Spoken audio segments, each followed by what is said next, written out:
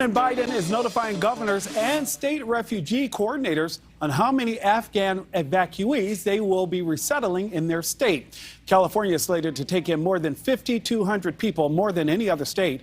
News Nation correspondent Nichole Berlie is in Los Angeles with more on the vetting process.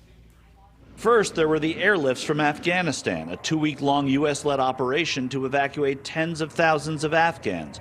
And now there is the process of relocating those evacuees. The Biden administration wants to provide them with the same benefits that refugees get. That includes access to public benefits, money, and individuals here in the United States who will help them to integrate to life in this country. Andrew Arthur of the Center for Immigration Studies says that this type of humanitarian parole, as it is called, is unprecedented. The Biden administration is using a very narrow authority in the immigration laws called parole to release those individuals into the United States. The next step in that process, again, is rather unknown. What is known is that the administration has been working with state governors on resettlement plans, the first of which were presented Wednesday. California will be receiving just over 5,200, the largest number of Afghan evacuees from the first group of 37,000 to be resettled. Texas will get nearly 4,500, while states like Alabama and Mississippi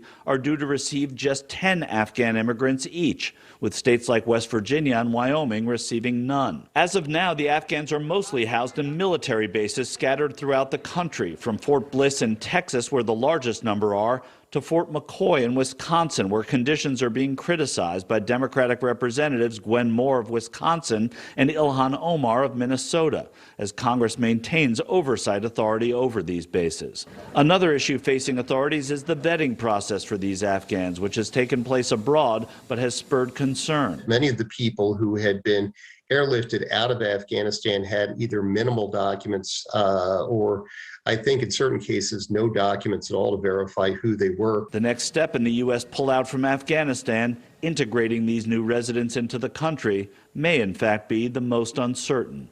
Nichole Berlie, News Nation.